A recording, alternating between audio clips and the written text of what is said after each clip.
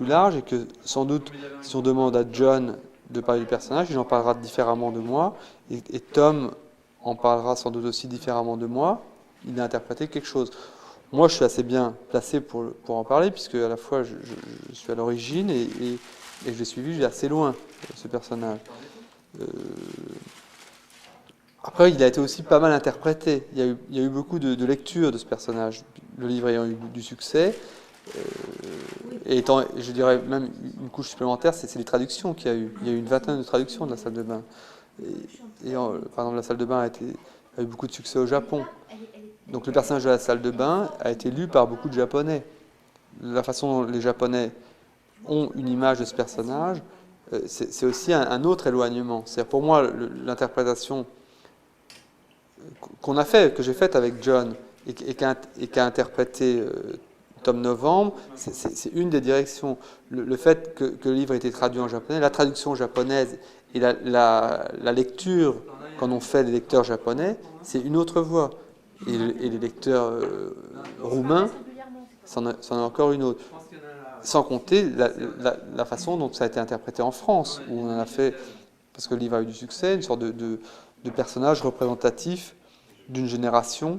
On a même parlé de génération salle de bain, de type un peu enfermé, type cocooning, etc. Bon, tout ça, pour moi, est quand même très éloigné de l'expérience concrète que j'ai eue moi. Et alors, l'expérience concrète, je peux en parler. J'étais en Algérie, j'avais 25 ans. J'avais donc écrit Diversion d'échecs, ou tout ça. J'avais fait ma pièce de théâtre et j'avais envie d'écrire. Et j'ai commencé en fait un roman. Et il m'est apparu que j'avais envie d'écrire à la première personne et à l'imparfait, enfin au passé, aux différents temps du passé. Puis ça, c'est venu comme ça et d'une certaine façon, c'est venu naturellement. C'est pas un choix théorique, je dirais. C'est pas. Il m'a semblé que c'est là que j'arrivais le mieux à exprimer quelque chose et que l'ambiguïté qu'il y avait entre ce que j'étais moi et ce qu'était le personnage était la plus riche et la plus féconde.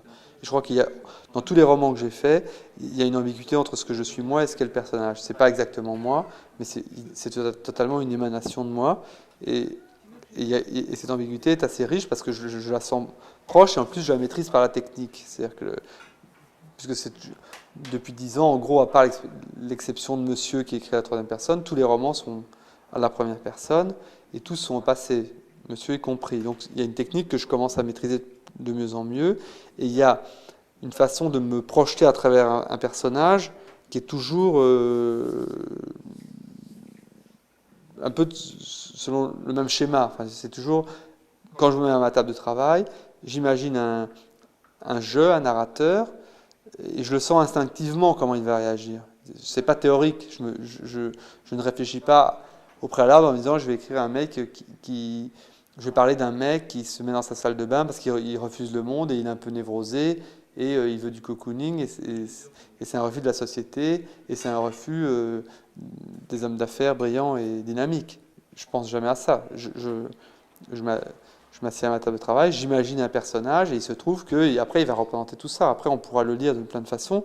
Au départ c'est une projection de moi, mais qui n'est pas exactement moi. C'est une sorte comme une ombre que tu portes quand tu marches. Tu as une ombre de toi qui n'est pas exactement toi, mais qui est une projection de toi et qui est très différente parce qu'elle est plus allongée, elle est plus sombre, elle est plus.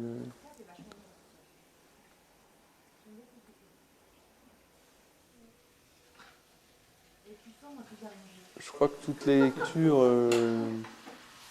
C'est dur, c'est hyper dur à faire comme chose. Est-ce que toutes les lectures se valent?